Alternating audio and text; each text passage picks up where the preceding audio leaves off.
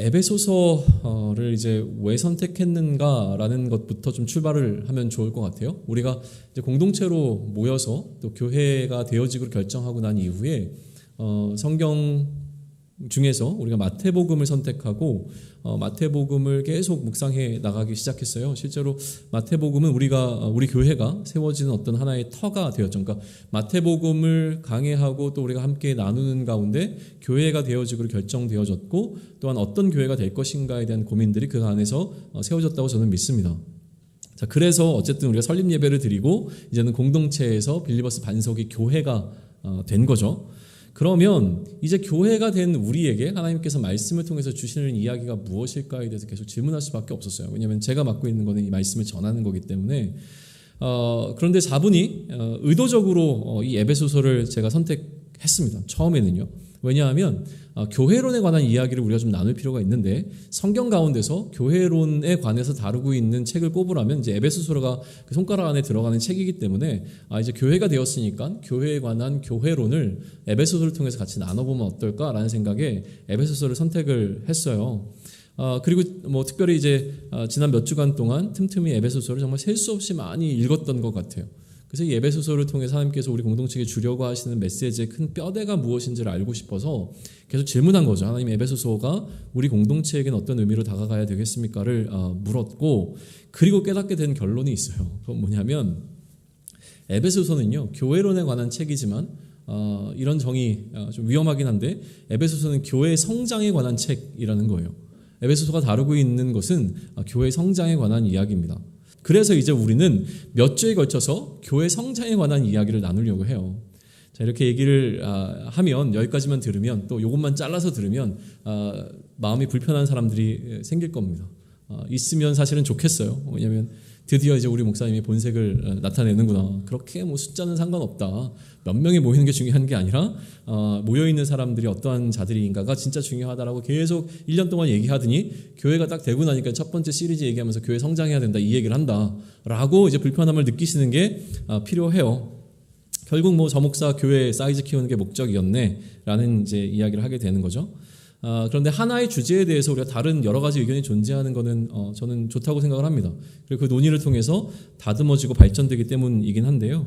아무튼 오늘 결론 부분에서 이 성장에 관한 이야기를 어떻게 끌고 갈 것인가에 관한 이야기는 뭐 마지막에 이야기하기로 하고요. 교회 성장에 관한 주제를 가지고 에베소서를 살펴볼 때 오늘은 특별히 이제 에베소서 1장 1절과 2절만 좀 살펴보고자 하는 겁니다. 1절과 2절을 우리가 들어가 볼까요? 일단 1장 1절 먼저 살펴볼 텐데요. 1장 1절 우리 같이 한번 다시 읽겠습니다. 같이 읽습니다. 시작. 하나님의 뜻으로 말미암아 그리스도 예수의 사도된 바울은 에베소에 있는 성도들과 네, 1절까지만요. 네, 뭐 보시면 기본적인 이제 정보들이 들어가 있죠. 뭐냐면 발신자가 누군가라고 하는 것인데 발신자는 명확하게 이제 바울이라고 기록되어져 있습니다.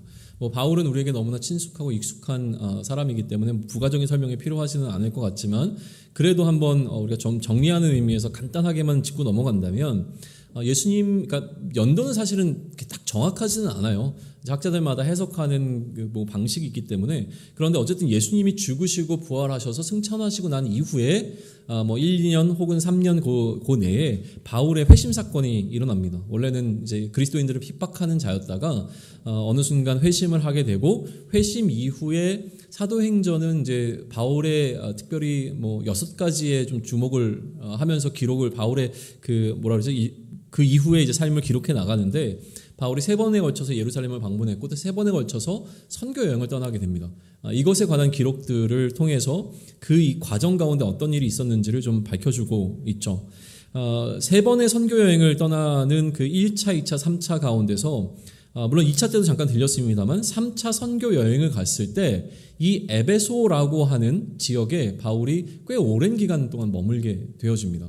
뭐 짧게는 2년인데 아마 그 이후에도 조금 더 머물렀기 때문에 보통 한 3년 정도로 보는 게 맞을 것 같아요. 그러니까 선교 여행을 가서 3년간 에베소에 머물렀던 일이 있었어요. 그리고 지금 바울은 로마에 가택 연금되어 있는 상황입니다. 그러니까 집에 이제 갇혀 있는 상황인 거죠. 집 밖으로 못 나가는 상황 속에서 그 안에서 에베소서를 쓴 것으로 이해되어지고 있습니다. 실제로 이제 에베소서 안에 본인이 그러한 상태라고 하는 것도 좀 이야기가 나오죠. 가택연금, 로마에서 이제 가택연금을 3차 여행을 마치고 로마에서 연금되어서 이제 옥에 갇혔다가 그 후에 이제 순교한 것이 바울의 일생으로 우리는 알고 있는 것이죠. 그러면 이렇게 편지의 발신자가 바울인데 바울이 자기 스스로를 무엇이라고 설명하고 있는가라고 하는 부분, 그러니까 자기를 뭐라고 소개하고 있는가에 좀 주목을 해보면 좋을 것 같아요. 나름대로 바울의 편지에는요, 정형화되어 있는 어떤 틀이 있습니다. 그러니까 우리도 뭐 그냥 편지 쓸 때 어느 정도 뭐 인사말하고 뭐 날씨 뭐 쓰고 뭐 이렇게 쓰라고 하는 걸 배운 적이 있잖아요. 마찬가지로 그런 의미에서 이제 편지의 어떤 정형화된 틀이 있는데, 근데 뭐 우리는 그 틀을 통해서 보지는 않을 거예요. 하지만 바울도 역시 그의 편지를 시작하면서 인사를 통해서 지금 그의 서신을 시작하고 있습니다. 근데 그 앞에 자기소개를 먼저 하는 거죠. 근데 자기를 뭐라고 소개하냐면 자신은 그리스도 예수의 사도라고 부르든지 아니면 종이라고 부르는 거예요. 그의 다른 편지들을 다 통합해서 이야기를 합니다. 그런데 거기다가 꼭 바울이 하나 더 붙이고 있는 게 있는데, 그건 뭐냐면 내가 그리스도의 종이자 사도인데 내가 이 직분을 갖게 된 것은 내 마음대로 한 것이 아니라 하나님의 뜻대로 된 것입니다라고 하는 것을 굉장히 강조하고 있는 것을 편지마다 우리는 발견할 수 있다라고 하는 거예요. 예를 들면 이렇게 생각해 보세요. 제가 강단에 올라서 설교를 할 때마다 제가 자꾸 저를 이렇게 설명하는 거예요. 여러분, 저는 하나님의 뜻에 따라 목사가 되었고 이 목사가 된 제가 이제 여러분에게 말씀을 전하겠습니다 라고 계속 이야기를 한다고 생각해 보세요. 약간 우습기도 하고 뭔가 좀 번거로워 보이기도 합니다. 굳이 이 이야기를 계속 할 필요가 있을까라는 생각이 드는데 바울은 지금 하고 있다는 것이죠. 그러면 이제 거기에 대해서 여러 가지 이제 묵상을 한 거예요. 이거는 뭐 바울의 의도가 아닐 수도 있습니다. 그러나 그렇게 해야만 했던 이유에 대해서 제가 개인적으로 계속 묵상을 하다가 결국 말씀을 묵상하고 연구한다는 것은 제가 갖고 있는 상황을 끌고 들어갈 수밖에 없거든요. 내가 힘들 때 이 말씀이 위로가 되기도 하고요. 내가 굉장히 기쁠 때 이 말씀이 나에게 도전이 되기도 하는 것을 우리는 경험하는 거죠. 그러다 보니까 결국은 지금 제가 놓여있는 포지션 속에서 저의 삶의 자리가 이 바울이 왜 이런 이야기를 했는가를 이해하는데 영향을 끼칠 수밖에 없는데, 저에게 바울이 이처럼 자기 자신이 하나님의 뜻대로 그리스도의 사도가 되었음을 밝히는 부분이 어떻게 이해되기 시작했냐면, 어쩌면 바울이 이 사명을 포기하고 싶지는 않았을까라는 생각을 하게 된 거예요. 너무 힘들었잖아요. 지금도 바울은 어떤 상황 속에 있냐면 옥중에 갇혀 있습니다. 근데 옥에 갇혀 있는 가운데 바울이 끊임없이 자기 자신에게 했던 이야기는 아마 이거였을 것 같은 거예요. 너는 그리스도의 사도야. 너는 그리스도의 종이야. 하나님의 뜻으로 인해서 너는 사도와 그리스도의 종으로 세워진 거야 라고 하는 것을 끊임없이 자기 자신에게 이야기하며 자기를 다독여 나가지 않았을까라는 생각을 하게 되는 거예요. 사실은 포기하고 싶은 수많은 상황들이 우리 앞에 놓이죠. 그때 가장 이 어려움을 해결하는 쉬운 방법은 그냥 포기해버리는 겁니다. 바울은 텐트 메이커라고 하는 직업을 갖고 있었던 것으로 잘 알려져 있죠. 그러니까 만약에 생계의 문제가 있었다면 그는 지금 그가 전하고 있는 사도로서의 역할을 내려놓고 아마 텐트 메이커의 직업을 했으면 됐을 수도 있었을 것 같아요. 그러면 옥에 갇힐 이유도 없는 거죠. 그렇기 때문에 저는 바울이 어떻게 보이기 시작했냐면, 그렇게 그냥 텐트 메이커로서 일생을 살아가는 것도 나름대로 의미가 있었을 거예요. 그러나 그것보다도 그리스도에게 의미 있는 삶을 살고자 몸부림쳤던 대표적인 모델이 바울이 될 수 있겠구나라는 생각을 하게 되는 겁니다. 그래서 자기 자신을 예수 그리스도의 사도 혹은 예수 그리스도의 종이라고 밝히고 있는 것으로 보이는 거죠. 그리고 난 이후에 이제 편지를 보내는 사람이 바울이라면 편지를 받아보는 사람은 에베소에 있는 성도들이라고 분명하게 좀 명시가 되고 있습니다. 바울과 에베소의 관계, 아까도 잠깐 언급되어지긴 했지만 다시 한번 우리가 정리해보면 이렇습니다. 그러니까 에베소라고 하는 도시는 지금으로 따지면 터키, 그 당시로 따지면 이제 소아시라고 불리는 그 지역에 위치해 있었던 도시였죠. 소아시아로 진입하는 그 항구 도시였기 때문에 그 옆에 있는 지중해 쪽에 어디 아테네에서 배를 타고 그대로 동쪽으로 가게 되면 마주치는 곳이 터키 쪽에 있는 그 지역이 에베소라고 생각을 하면 될 것 같아요. 도시의 규모도 상당히 컸던 것으로 이해가 되어집니다. 도시로부터 그 에베소가 커버하고 있는 지역, 그러니까 우리로 따지면 이제 서울 외곽 지역까지 다 이제 포함시킨다고 한다면 한 48km 정도까지도 보고 있는 게 큰 범위라고 하는 거예요. 그리고 아까도 얘기했지만 보통 우리 목회자들이 어느 한 교회를 가서 부교육자로 섬길 때 한 텀을 3년으로 보거든요. 그래서 이 목회자로서의 한 텀 정도의 사역 기간을 바울이 그곳에서 머물면서 에베소 교회를 목양한 것으로 우리는 볼 수 있죠. 그리고 그가 그거 머물러서 복음을 전할 때에 사도행전 19장에 그 기록이 나오는데 그가 전한 복음이 아시아에 사는 자들에게 모두 퍼져나갔다라고 기록을 하고 있습니다. 굉장히 영향력 있게 사역을 한 거고요. 그 3년 동안에 이 복음이 그 지역, 아시아 지역에 있는 곳곳으로 다 흘러갔음을 우리는 알 수 있는 거죠. 또 이 에베소라고 하는 지역은요, 생각보다 우리가 이름만 대면 알 수 있는 목회자들, 그러니까 쟁쟁한 목회자들이 사역했던 곳이기도 해요. 그러니까 아볼로라든가 디모데라든가 브리스길라와 아굴라라든가 또 우리가 또 누구 있죠? 그 반모섬에 입회했던 사도 요한 같은 이런 굉장히 유명한 사역자들이 다 거쳐갔던 곳이란 말이에요. 그러니까 어떻게 보면 그 당시로는 굉장히 유명한 대형교회, 물론 이제 그런 대형교회 형태를 갖고 있지는 않았지만 그러한 느낌으로 보시면 될 것 같아요. 그러다 보니까 신자들은 아마도 계속 확장되어 나갈 것이 되었음이 분명합니다. 그러니까 바울이 떠나고 난 다음에 교회가 죽은 것이 아니라 복음은 계속 이렇게 자라갔고 그 지역의 복음의 영향력이 굉장히 크게 나갔을 것이 분명해요. 또 좋은 지도자들로부터 좋은 훈련과 양육을 받았기 때문에 이들이 갖고 있었던 신앙이라고 하는 것은 굉장히 탄탄했을 것으로 예상되어지는 거죠. 그래서 요한계시록에 보게 되어지면요, 그 7개의 교회에 보내는 편지가 등장을 하잖아요. 그 중에서 이제 첫 번째 등장하는 편지가 에베소 교회에 보낸 편지입니다. 근데 그 편지 속에서 에베소 교회를 뭐라고 판단하냐면, 물론 이제 첫사랑을 잃어버린 것 때문에 좀 책망을 받기는 하지만 그들이 갖고 있는 장점이 거짓 사도들의 주장을 잘 분별할 수 있는 능력이 있다라고 하는 부분이 이제 칭찬받게 되어지는 거거든요. 무슨 얘기냐면 교리적으로나 성경적으로나 아니면 신앙적으로 이들이 분명하게 서 있었다는 거예요. 그래서 옳고 그름, 그러니까 성경적으로 옳고 그름에 대해서 판단할 수 있는 능력이 충분히 있었던 사람들이 바로 에베소에 있었던 성도들, 교인들이라고 하는 것이죠. 그리고 바울은 이 에베소 교인들을 이렇게 두 가지로 정의 내리는데, 첫 번째가 성도라고 부르고요, 두 번째는 예수 안에 있는 신실한 자들이라고 부릅니다. 이거는 비단 에베소 교회 교인들만을 향한 지칭은 아니에요. 그가 목회하고 있었던 모든 교회의 성도들을 향해서 대부분 바울은 이렇게 표현합니다. 성도라고 해서 그들이 거룩한 무리로 따로 구별되었음에 대해서 항상 밝혀주고 있고요. 또 하나는 뭐냐면 그리스도 예수 안에서 그들이 신실한 자들이다. 다시 얘기하면 믿음 가운데 거하고 있는, 우리로 이야기한다면 빌리버스라는 이야기를 계속 하고 있는 거예요. 믿는 자들이라고 하는 것을 이야기해주고 있죠.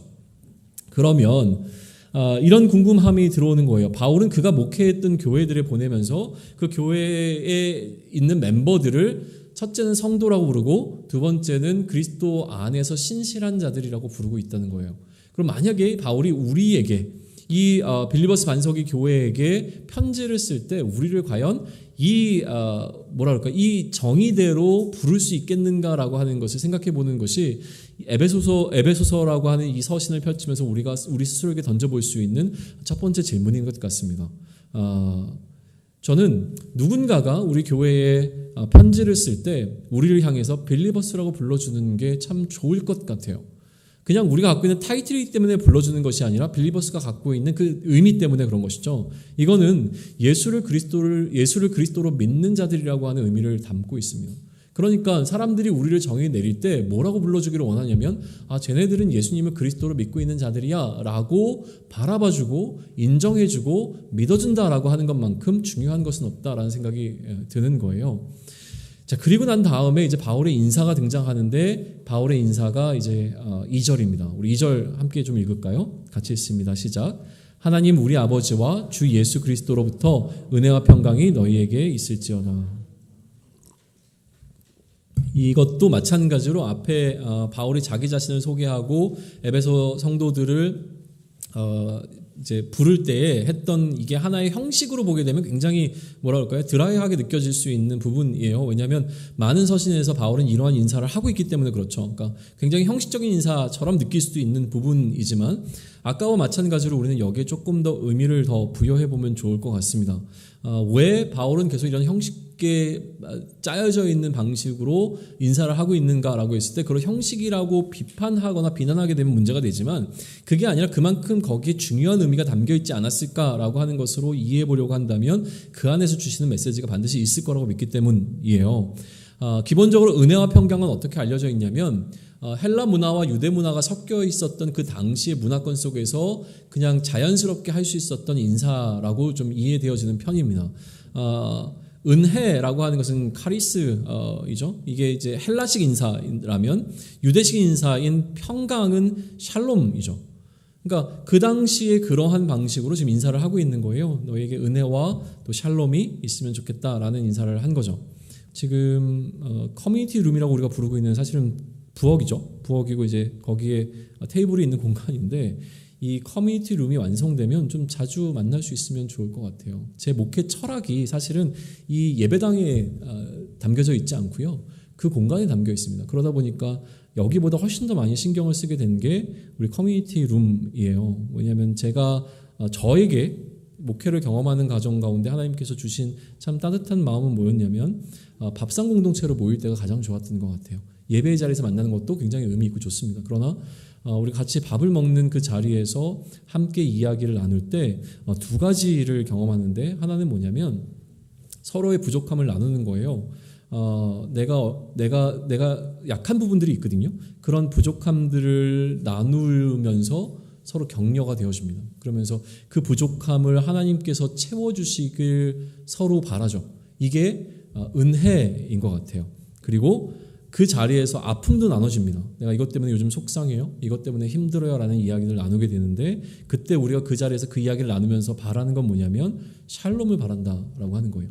그러니까 결국 은혜와 샬롬은 그러한 자리 가운데서 함께 나누어지는 거죠. 그러니까 그냥 커뮤니티 룸이 완성되면 아무 때나 와서 같이 밥 먹고 대화 나눌 수 있으면 좋을 것 같아요. 그리고 방금 이야기한 것처럼 그렇게 우리가 모여서 나누는 대화 가운데 그게 꼭 밥상 공동체가 아니더라도 우리 공동체 멤버들이 함께 모여서 이야기를 나누는 가운데 나눠져야 되는 두 가지 중요한 주제가 있는데 그게 바로 바울이 지금 던지고 있는 인사인 은혜와 샬롬, 평강이라고 하는 부분임을 함께 나누고자 하는 거예요. 우리 대화 가운데 저는 은혜라고 하는 게 늘 있기를 좀 바랍니다. 제자반을 제가 할 때 그때도 마찬가지죠. 지금처럼 제자반을 하면서 제자반이니까 훨씬 더 강하게 이야기를 했겠죠. 뭐라고 얘기를 했냐면 취함이 아닌 내어짐의 삶을 살아야 됩니다. 그게 옳습니다. 이 얘기를 계속 이제 쏟아 부었어요. 그러면서 막 얘기를 했고 제자반이다 보니까 집중도가 좋고 이 사람들이 조금씩 잘하는 게 느껴집니다. 그런데 제자반을 마무리할 때쯤 돼가지고 어느 권사님이 저한테 오셔서 뭐라고 얘기하셨냐면 이렇게 얘기하셨어요. 목사님, 그래도 나는 돈이 좀 많았으면 좋겠어요. 우리 집에 돈 좀 들어오게 기도해 주세요. 제자반을 저랑 몇 주 동안을 했는데 그렇게 얘기를 했는데 결국 이 권사님이 하시는 이야기가 그거였다는 거죠. 돈 많이 들어오게 기도 좀 해주세요. 그래서 저는 그 권사님 위해서 기도할 때마다 그 집에 돈이 많이 들어오게 기도합니다. 그게 필요한 것 같아요. 통화할 때마다 부자 되시라고 이야기하세요. 돈 좀 많이 들어오셨어요? 물어보고 그냥 이야기 좀 나눕니다. 이것보다 훨씬 더 중요한 것이 있는 것을 요즘 깨닫는데요. 뭐냐면 우리가 지금 창세기를 새벽마다 나누고 있잖아요. 근데 창세기를 나눌 때 저로 주목하게 하신 게 먹을거리라고 하는 부분이었어요. 그러니까 하나님께서 우리 인간을 창조하실 때에 기본적으로 먹을거리가 필요한 존재로 창조하셨다는 거예요. 그러니까 우리는 뭔가 필요가 채워지는 방식으로 살아갈 수밖에 없는 그러한 형태로 창조되었다는 거죠. 그러면 우리의 이 부족한 것을 누가 채워주시냐? 하나님께서 채워주시는 존재라는 거죠. 그러니까 하나님께서 우리에게 먹을거리를 제공해 주지 아니하시면 우리는 결핍을 느낄 수밖에 없는 형태로 창조되었다라고 하는 거예요. 그러니까 만약에 이게 이해가 되어지면 그러면 우리의 결핍을 채워주기 위해서 우리가 결핍하지 않게 하기 위해서 우리에게 무언가를 계속 제공해 주시는 것은 하나님이시고 그 하나님이 베풀어 주시는 것이 바로 은혜라고 하는 겁니다. 그러니까 우리가 고백해야 될 것은 무엇이냐면 우리는 은혜 아니면 살아갈 수 없는 존재들입니다라고 하는 것을 고백해야 하는 것이죠. 그러니까 이슈는 우리가 돈이 필요해라고 하는 것 때문에 나는 돈이 너무나 필요해라고 하는 것 때문에 문제가 되는 게 아니라 그 돈의 필요를 누구에게 구하고 있는가의 이슈인 것 같아요. 그러니까 우리의 필요를 채워주시는 것, 우리의 부족을 채워주시는 것을 하나님께로부터 얻고자 하는 것이라면 아무 문제가 없습니다. 그러나 그것을 우리가 다른 어떤 것으로부터 우리가 느끼고 있는 어떤 결핍들, 뭐 애정의 결핍이든 아니면 뭐 재정의 결핍이든 아니면 내가 명예를 못 누리고 있는 것이든 그 어떤 것인지 그것을 하나님으로부터 구하는 것이 아니라 세상의 어떤 것으로부터 구하게 된다면 그게 문제가 된다는 거예요. 그러니까 우리가 서로 만나서 서로를 향해서 인사를 나눌 때에 당신에게 은혜가 가득하기를 원합니다라는 마음을 전한다고 하는 것은 무엇이냐면 하나님께서 당신의 삶을 돌봐주시기를 내가 기도합니다라고 하는 그 의미가 그 인사 가운데 담겨 있음을 우리는 알 수 있는 것이죠. 두 번째 주제는 평강입니다. 요즘 사람들과 굉장히 많이 만날 수밖에 없고 만나게 되어져요. 만나면 결국은 이야기를 하잖아요. 그러면 마음을 불편하게 하는 이슈들에 관해서 이야기를 이제 꺼냅니다. 그 이야기를 하고 싶어서 오는 사람들이 의외로 많더라고요. 저를 만나서 이제 불편한 이야기들을 이제 해야 되는 거거든요. 그러니까 저에 대한 불편한 이야기도 하지만 그거보다 자기가 속한 어떤 공동체의 불편한 이야기를 저한테 얘기하면서 좀 뭔가 조언을 얻고 하기 위해서 이제 온 사람들이 이번 주에 꽤 많았어요. 그렇게 모여서 우리가 이야기를 나눌 때 어쩌다 한번 만난 사람들과의 대화 속에서 그 시간이 굉장히 좋은 시간처럼 느껴지는 것은 우리가 많이 경험합니다. 우리만 따져도 우리가 처음에 빌리버스라고 하는 공동체로 모여서 함께 나눔을 할 때 그 초반의 분위기는 지금과 사뭇 달랐어요. 굉장히 좋았거든요. 근데 이게 또 반복되어지면 사실은 형식화되어지고 뭔가 문제가 되어지고 처음 느꼈던 것 같은 어떤 그런 느낌들을 못 받게 되는 게 뭐 반복되어지면 어쩔 수 없는 부분인 것 같아요. 제가 예전에 있었던 공동체에서 목회자들이 셀라눔을 했었거든요. 매주 주일날 사역을 마치고 저는 이제 청년 사역을 했으니까 사역 중이었는데도 불구하고 그 4시쯤에 모여가지고 목회자 셀라눔을 1시간에서 1시간 반 정도를 했어요. 근데 저는 이거 빨리 끝내고 가가지고 청년들하고 만나야 되고 또 뭔가 이제 프로그램들이 진행돼야 되는데 마음은 조급하죠. 해야 될 일은 굉장히 많은데 그거를 잠깐 이제 파즈하고 모여가지고 이 회의가 아니라 마음 나눔을 해야 되는 거예요. 이게 진짜 너무 불편했어요. 그리고 모여서 이야기를 하는데요. 요즘 제가 뭐 운동을 시작했고 그리고 뭐 운동 끝나고 와서 뭐 샤워를 하고 그리고 나서 뭘 하고 뭐 이런 얘기를 하는데 안 궁금해요. 내가 도대체 거기 앉아가지고 그 얘기를 왜 듣고 있는 건지가 너무 그래서 뭐 어쨌다고. 그러니까 그 얘기를 듣고 있는 내가 너무 한심해 보이고 내가 너무 이게 무의미한 시간을 보내고 있는 것 같고 도대체 그 자리에 내가 왜 있어야 되는지가 계속 불편한 거예요. 나 이 자리에 좀 참석하는 게 진짜 너무 힘든 것 같아. 이걸 공개적으로도 이야기하고 사적으로 사람들한테 막 이야기를 했어요. 그런데 어느 날 그 큰 누님이라고 부르는 우리 여전사님이 계시는데 여전사님하고 같이 식사를 하는데 전사님이 제가 그렇게 얘기하는 게 또 불편하셨나 봐요. 굉장히 지혜롭게 저한테 뭐라고 얘기를 하셨냐면 밥을 먹으면서 자기 얘기를 그냥 하셨어요. 제가 뭐 잘했다 잘못했다 이 얘기를 하신 게 아니라 밥을 먹으면서 이런 얘기를 하시는 거예요. 목사님, 나도 목회자 모임 할 때 그 자리가 왜 그 자리에 있어야 되는지 난 잘 모를 때가 되게 많아요. 이 얘기를 하는데 내 편인 줄 알았어요. 처음에는 얘기를 그렇게 꺼내니까 그래서 이것도 내 편 만났구나. 잘됐다 또 씹어야지 이러면서 막 이야기를 하려고 했는데 이분이 저한테 뭐라고 했냐. 근데 한 30번 40번 매번 그 자리가 의미 없게 느껴지는데요. 어느 날 누군가가 내 마음을 좀 물어봐 줬으면 하는 때가 있더라고요. 이 얘기를 하는 거예요. 그러니까 아무도 자기는 사역자다 보니까 누구도 자기의 마음을 물어보지 않는다는 거죠. 자기가 오히려 사람들한테 마음을 물어보고 이런 일을 하는데 그 누구도 나한테 요즘 전사님 마음이 어때요? 라고 하는 것을 아무도 물어보지 않는데 그거 안 물어봐도 괜찮대요. 자기는 하나님하고 사역하는 거니까. 그런데 어느 날은 진짜 너무 힘들어서 누군가가 나에게 그거 한마디 물어봐 주면 그러면 내가 이 얘기 꺼낼 수 있을 것 같은데 라고 하고 있을 때 우리 목회자 모임을 하면서 한 게 그거는 당신 마음이 요즘 어때요? 이걸 물어볼 때 그 한마디가 자기로 하여금 눈물을 흘리게 만들었다라는 거죠. 이 얘기를 듣는데 그러면 그 한 번을 위해서 그러니까 52주 동안 52번의 모임이 다 의미 있을 필요는 없겠구나. 그 한 번의 모임 때문에 우리는 52번을 모여야 되는구나 라고 하는 게 저한테 이해되어지기 시작했던 것 같아요. 그렇게 모여서 이야기를 하고 그 이야기 속에서 우리는 막 컨설팅을 서로 해주잖아요. 야, 그렇게 하는 거 아니야? 뭐 이런 얘기를 하는데 그렇게 해서 뭔가 정답을 얻는 경우가 사실은 또 생각보다 많지 않아요. 그런데 그 나누었던 나눔 자체가 우리에게 샬롬을 경험하게 해주는 경우들은 진짜 많다는 생각을 하게 되어집니다. 한번 본인들의 경험들을 돌아보시면 좋을 것 같은데요. 그냥 제 경험 하나만, 근래의 경험 하나만 더 이야기할게요. 자꾸 제 얘기를 해서 죄송해요. 제자가 찾아왔어요. 제가 이 교회를 시작했다는 이야기를 듣고 한 제자가 찾아와가지고 같이 앉아서 이야기를 하는데 이 친구도 사역을 하고 있어요. 그런데 청년부를 개척해서 청년 사역을 하고 있다고 이야기를 하더라고요. 그러면서 저한테 와가지고 뭐라고 얘기하냐면 목사님, 나 지금 이 사역하는 게 너무 힘들어요. 나는 목회 쪽은 아닌가 봐요. 나는 그냥 티칭 쪽이나 이쪽으로 가야 될 것 같아요. 지금 청년 사역하고 있는데 하나도 기쁘지 않아요. 즐겁지 않아요. 이 얘기를 했어요. 어쩔 수 없이 하고 있는 거래요. 그래서 그것에 관한 이야기를 나눴어요. 그리고 헤어졌죠. 며칠 있다가 밤 거의 한 11시인가 12시 다 돼가지고 카톡이 계속 뭔가 카톡 하고 오기 시작하는 거예요. 이 친구가 저한테 계속 카톡을 이제 보낸 거죠. 뭐라고 얘기가 나왔냐면 그냥 너무 고맙다고, 목사님 만나서 이야기하고 난 다음에 제 생각이 바뀌었다고, 제 자랑하고 있는 거예요. 저랑 얘기하고 나서 생각이 바뀌었다고 얘기를 막 해주는 거예요. 근데 제가 제 자랑을 하는 이유가 있어요. 근데 정말 재밌는 건 뭐냐면 제가 그날 이 지체한테 무슨 이야기를 해줬는지가 기억이 나지 않아요. 그냥 만나서 대화를 나눴어요. 대화를 나눴는데 사실은 그냥 그 시간에 뭐 주시는 마음대로 이야기를 나눴지만 제가 뭔가 정리된 이야기를 이 친구에게 해준 것 같지는 않아요. 근데 이 친구는 자기가 이야기를 하고 이야기를 나눴던 거 가지고 고민하고 하는 가운데서 저와 해결된 것이 아니라 하나님과 문제가 해결되어져 버린 것이죠.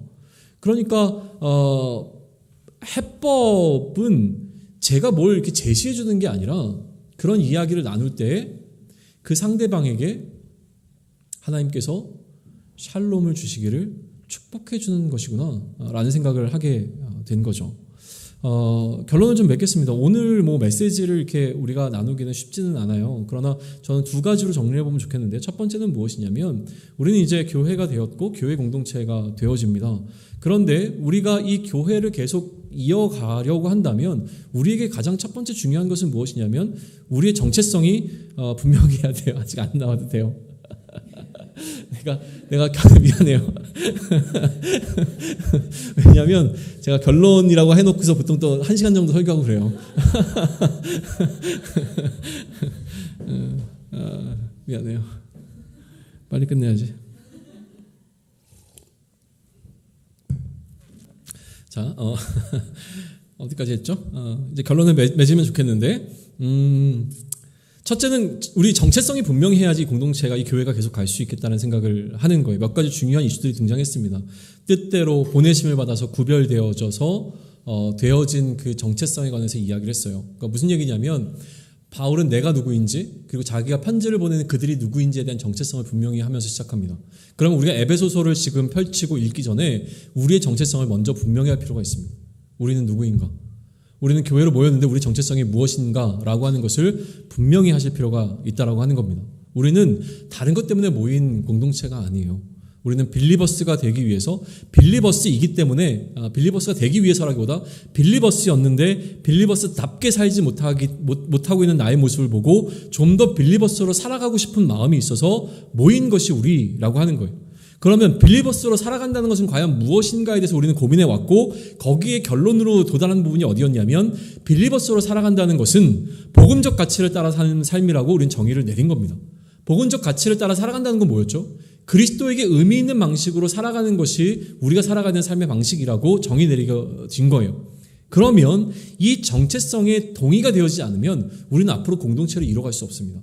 우리 공동체 앞으로 새로 들어오게 되는 사람도 마찬가지죠. 이 공동체의 방향성은 다른 것에 있는 것이 아니라 우리는 그리스도에게 의미 있는 방식으로 살아가기 위해서 모인 공동체라고 하는 그 정체성이 있는데, 그 정체성에 합당하지 않은 방식으로 공동체를 이끌어 가려고 한다면 사실은 그건 공동체를 이루기가 굉장히 어려운 부분이에요. 그런데 또 요즘 우리가 고민들이 많잖아요. 저뿐만 아니라 우리 멤버들 다 고민들이 진짜 많아요. 그러다 보니까 저한테 개인적으로 막 여러 가지 이야기들을 지금 하게 되어지는데, 이런 질문이 하나 들어왔어요. 목사님이 계속 이야기하고 있는 그리스도에게 의미 있는 방식으로 간다라고 하는 이 고민 참 좋은 것 같아요. 그런데 꼭 그렇게 하는 것만이 의미 있는 걸까요? 왜냐하면 지금까지 내가 살아왔던 삶의 방식은 그럼 무의미할까요? 지금 우리가 해왔던 방식대로 하는 것도 충분히 의미 있잖아요. 그런데 굳이 뭘 그리스도에게 의미 있는 방식을 자꾸 찾아라, 그런 방식으로 가야 된다라고 우리 공동체가 그렇게 고민하면서 나아가야 되는 것이 의미가 있는 걸까요? 좀 맞는 말인 것 같아요. 지금까지 해온 것도 충분히 의미가 있다고 저는 믿습니다. 의미 없지 않죠. 우리 교회만 의미가 있고 이때까지 우리가 신앙생활했던 모든 교회들은 다 의미가 없기 때문에 그것을 뛰쳐나와서 우리가 이런 공동체를 시작한 게 아닌 게 너무나 분명해요. 다 의미가 있습니다. 그러면 뭐가 차이가 있을까라는 생각을 했는데요. 우리는 거기에 보다 더 의미 있게 살고 싶어서 공동체를 이뤘다라고 정의 내리는 게 맞는 것 같아요. 기존에 있는 많은 교회들이 각자가 갖고 있는 의미 있는 방식으로 사역을 해 나갑니다. 그런데 우리는 또 우리 나름대로 그리스도에게 의미 있는 방식으로 나아가기 위해서 공동체를 이룬 게 분명해요. 그러나 사실은 제 안에는 솔직한 고백이지만 의미 있게 나가고 있었던 어떤 그 공동체에서 제가 생각하는 어떤 부분들이 잘 되지 않았기 때문에 나온 게 분명해요. 그렇게 잘 갈 수 있었다면 저는 그렇게 하지 않았겠죠. 무슨 얘기냐면 조금 더 의미 있게 할 수 있는 방법이 있을 것 같고 있어야 된다고 믿었기 때문에 시작을 했다는 거죠. 의미가 없어서 의미를 찾기 위해 공동체를 시작한 게 아닌 거는 분명합니다. 그러나 의미가 있지만 좀 더 의미 있는 방식으로 할 수 있을 것 같다라고 하는 믿음이 있고 또 기대가 있기 때문에 시작을 한 거죠.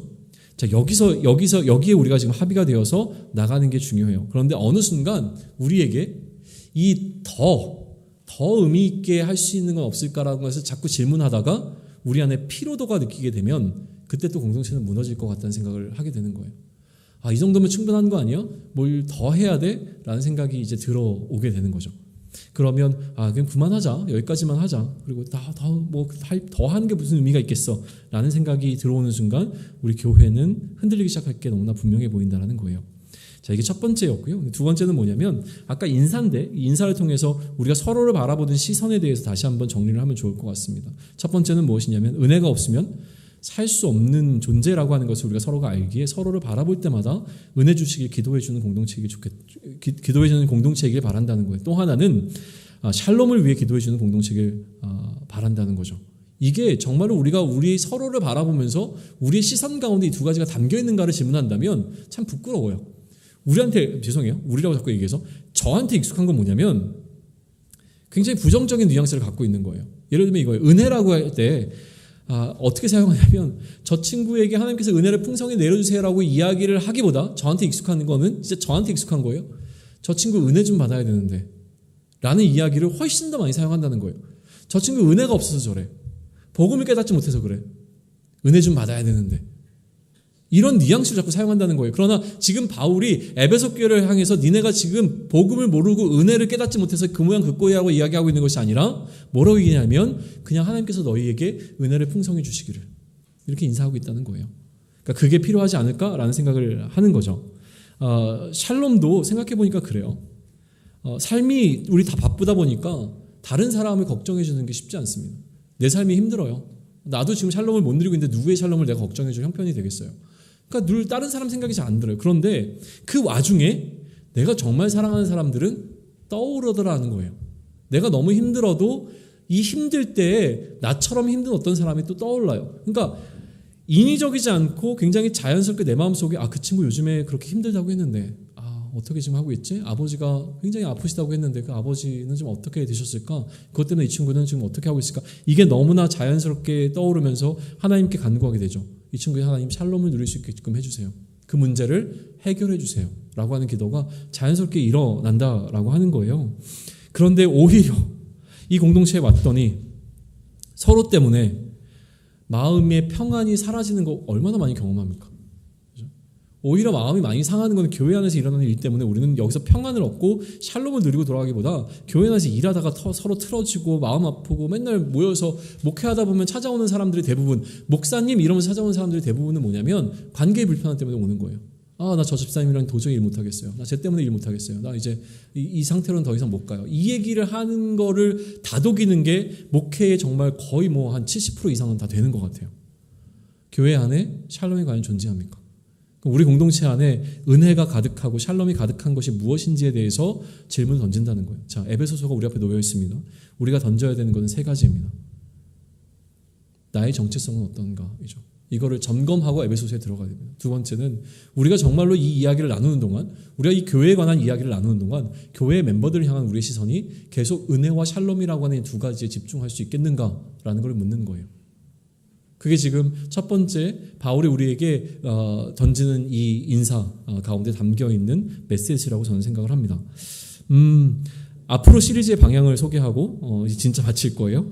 에베소서는 서신의 어떤 수사학적인 구조를 그대로 따라서 쓰여졌지만 저는 그 흐름을 따르지는 않을 겁니다. 아까도 얘기했지만 에베소서를 보는 우리의 관점은 뭐냐면 교회 성장이에요. 지금 굉장히 위험한 주제죠. 교회는 성장해야 된다. 성장하는 거예요. 교회 에베소서를 통해서 마태복음을 통해서 우리가 교회의 터를 만들었고 이 터 위에 교회가 세워졌잖아요. 그 세워진 교회가 이제는 어떻게 자라나는가에 관한 이야기를 해보자라는 거죠. 교회 성장에 관한 이야기는 바로 그 이야기예요. 저는 교회가 유기체라고 믿습니다. 무슨 얘기냐면 교회는 태어나고 자라가고 그리고 생명을 낳고 어느 순간 사라지는 게 교회입니다. 영원한 교회는 지상에 아무 교회도 없습니다. 우리는 영원한 거라고 믿는 거죠. 그러니까 교회가 어느 순간 사라지는 것을 두려워해서는 안 됩니다. 중요한 것은 무엇이냐면 교회가 있는 동안 그 교회가 하나님께서 이 교회에 부여한 그 빛과 소금의 사명을 잘 감당했는가에 우리는 포커스를 맞춰야죠.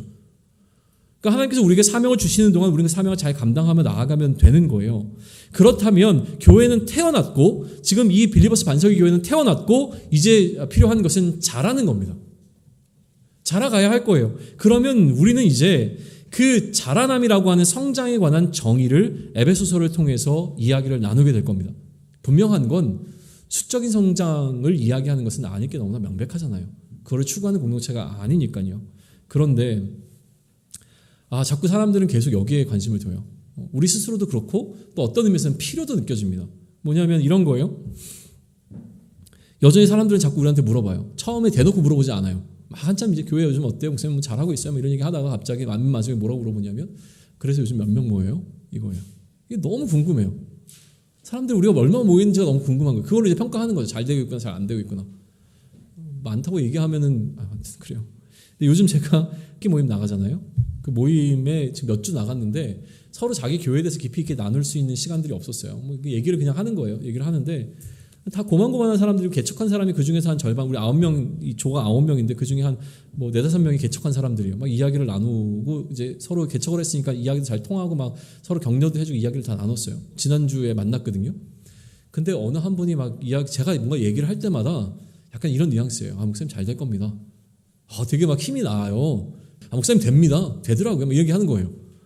근데 이분이 나중에 밝혀졌는데 이분이 얘기를 하는 거예요. 자기 개척한 지 지금 4년인가 5년 차에 들어가는데 지금 성도가 500명 모인대요. 그 얘기를 듣는 순간 거기서 이야기를 나누던 목사님들이 눈빛이 변하는 걸 봤어요. 왜냐하면 제가 일단 그런 눈빛을 갖게 됐으니까요. 어떻게? 이야기를 나누는데 그때부터 이제 사람들은 그분의 이야기에 집중하기 시작합니다. 한마디 한마디 귀 기울이기 시작해요. 뭐 놀라워요. 그리고 내가 돌아와가지고 그날 또 저녁에 어떤 목사님 부부가 우리 집에 찾아왔어요. 찾아와가지고 내가 그 목사님한테 물어봤어요. 저기 혹시 목사님 이런 목사님이라고 계시는데 이 목사님 아세요? 그랬더니 되게 유명한 목사님이래요. 근데 제가 뭘 얘기하고 싶은 게 뭐냐면 제 마음 가운데도 사실은 수적으로 성장하는 거에 대한 욕망이 없지 않습니다. 끝까지 갖고 갈 거예요. 그 욕망이 없지 않아요. 근데 그 욕망을 조금 더디게 갔으면 좋겠어요. 그러니까 그거를 추구하는 방식으로 교회가 먼저 나가지 않았으면 좋겠고 그거는 하나님께서 사람을 채우려고 하면 얼마든지 채우실 수 있겠죠. 그러니까 준비만 되어진다면 하실 건데 그거에 포커스를 두는 게 아니에요. 근데 요즘 약간 불편하게 느끼는 거 있어요. 뭐냐면 이제 하다 보니까 뭐 영상을 담당할 수 있는 사람도 없고 또 우리 찬양팀 할 수 있는 사람도 없고 하니까 그래도 어느 정도 규모까지는 빨리 성장을 했으면 좋겠다. 그래서 이 불편함이 좀 사라지면 좋겠다라고는 바람이 있는 건 솔직한 이야기예요. 또 하나는 뭐냐면 형제들이 좀 왔으면 좋겠고 이것도 다 도려내야 되겠네. 오늘 뒷부분 다 쓸 게 없네요. 어쨌든 그래서 우리 뭔가 좀 설교 영상 올려야 되는데 올릴 내용이 없네요. 뒤에 건 다 잘라내고 해야 되겠어. 어쨌든 그런 마음들이 좀 존재해요. 그러다 보니까 어느 정도 이게 성장에 대한 마음이 없지 않고 저에게도 욕망이 있다는 걸 인정하고 갑니다. 그럼에도 불구하고 그것이 이제 우선순위가 될 수는 없을 것 같아요. 그래서 분명히 우리는 교회 성장에 관한, 교회의 자라남에 관한 이야기를 에베소를 통해서 계속 이야기를 나눌 거예요. 그러나 우리는 성장의 정의를 다시 내려가게 될 겁니다. 굉장히 에베소서는 놀라운 방식으로 교회가 어떻게 성장해야 되는지에 관해서 알려주고 있는 게 너무나 분명합니다. 그래서 그 방향으로 우리가 에베소서를 보면서 자라갈 수 있으면 좋겠고, 우리가 자라감에 대한 방향성이 어디인지를 분명하게 세워나갈 수 있는 은혜를 에베소 통해서 주시기를 소망합니다. 한 주 살아가면서 나의 정체성이 빌리버스임을 기억하셨으면 좋겠고요. 그 부르심에 합당한 삶을 살기 위해 나는 어떻게 자라갈 것인가에 대해서 깊이 묵상하고 우리 다음 주에 다시 말씀 가운데 만날 수 있기를 소망합니다. 축제 드립니다. 에베소 꼭 읽어보시기 바랍니다.